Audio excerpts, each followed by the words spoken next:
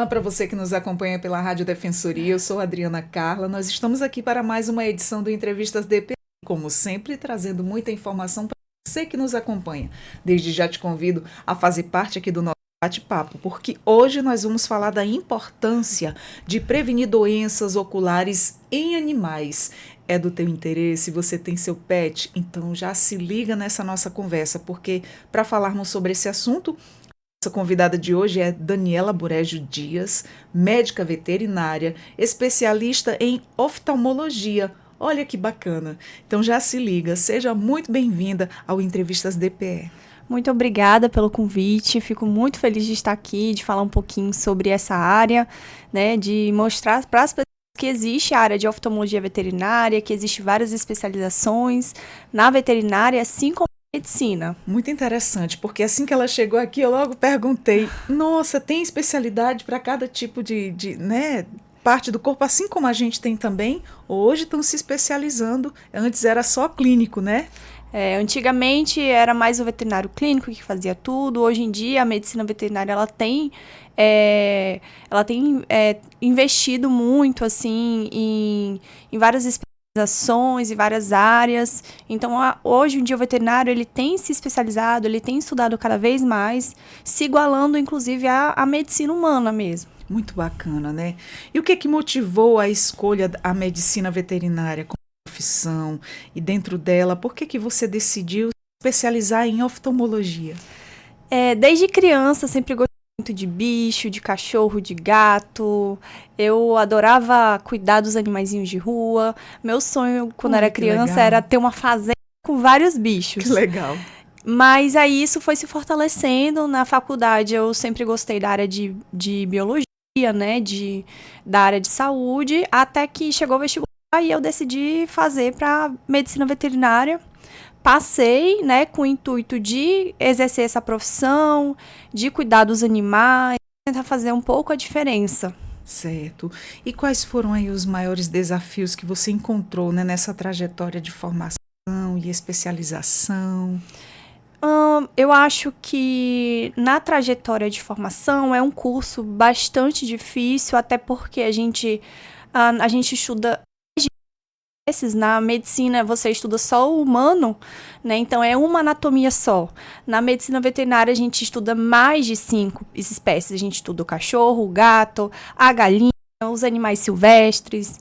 Então é um curso realmente difícil, né? Que você precisa se dedicar bastante, né, ao curso, estudar bastante.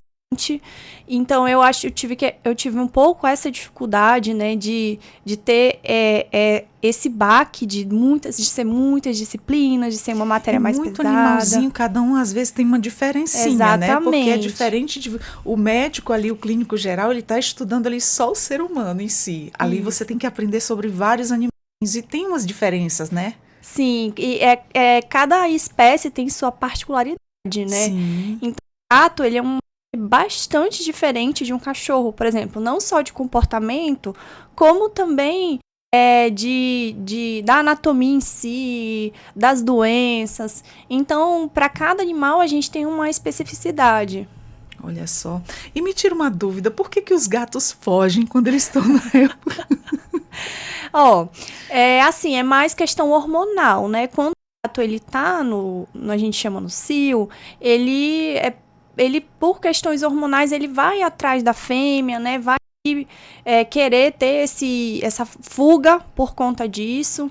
Né? As pessoas sempre falam, agora ouvindo da veterinária, né? As pessoas sempre falam que é recomendado, antes dele chegar nessa fase, levar para fazer como é que chama? A castração. Isso, assim, isso varia muito de médico para médico veterinário, né?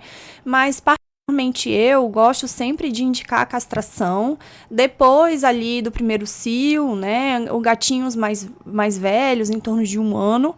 Não aquela castração precoce, né? Mas a minha indicação sempre principalmente em gatos, que evita fugas, evita o estresse do comportamento por conta do cio, ainda mais se tiver outros animais ali reunidos, né? Porque às vezes você tem 2, 3 gatinhos em casa.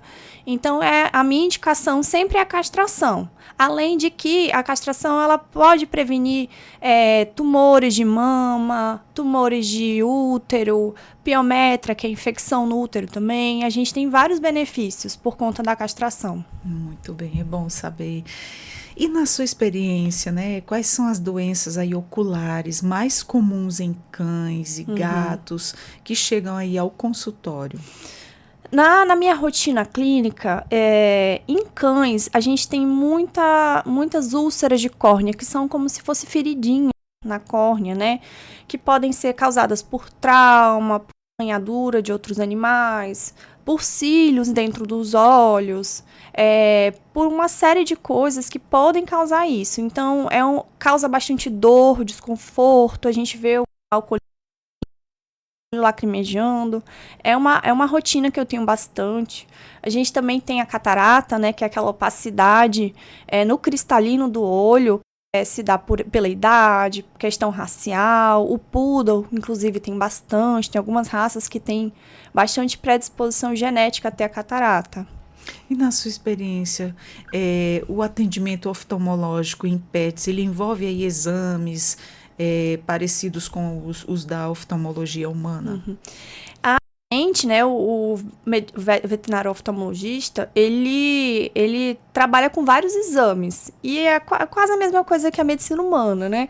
A gente faz a aferição da pressão do olho, a gente tem um aparelho que se chama, né, tonometria, então tonômetro, né? Ele consegue aferir a pressão dentro do olho. A gente tem a lâmpada de fenda, que é um aparelho como se fosse um microscópio, que a gente consegue ver todas as estruturas oculares. A gente faz fundo de olho também, que a gente usa uma lentezinha. E para isso a gente precisa dilatar a pupila também, igual na medicina humana. E eles se comportam ou geralmente eles ficam assim, estressados? Depende do animal. Tem animal que é super bonzinho, que deixa eu fazer todos os exames, fica quietinho. Mas tem animal que é um pouco mais agitado, tem animal que é mais bravo. Então, depende muito. De cada um, né? Quais são aí os maiores mitos e equívocos que as pessoas elas ainda têm sobre as doenças oculares em animais? Eu acho que um equívoco talvez seja usar colírio sem prescrição médica. Né? Eu tenho um colírio em casa, eu vou usar. Você não sabe se aquilo vai trazer um benefício ou um malefício para o olho do animal. Então, na minha rotina, eu pego muitos casos que pioraram porque o tutor em casa ele fez uso sem prescrição indiscriminado de um remédio, né? Isso pode prejudicar ao invés de ajudar, né, o bichinho. Sim.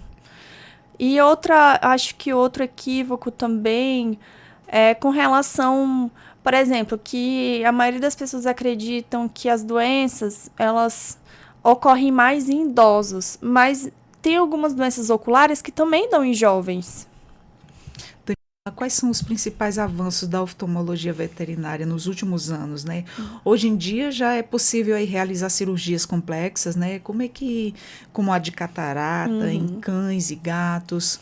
Isso, a medicina veterinária, como expliquei, ela está realmente cada vez mais evoluindo e a oftalmologia vai seguindo esse curso. Hoje em dia, o veterinário especializado em oftalmologia, né, ele pode fazer cirurgia de catarata, inclusive é bem parecido com a cirurgia de humano, que a gente chama de facoemulsificação, que a gente retira todo o conteúdo, aquela opacidade da lente do olho e a gente coloca, inclusive, uma lente intraocular. Então, é bem parecido.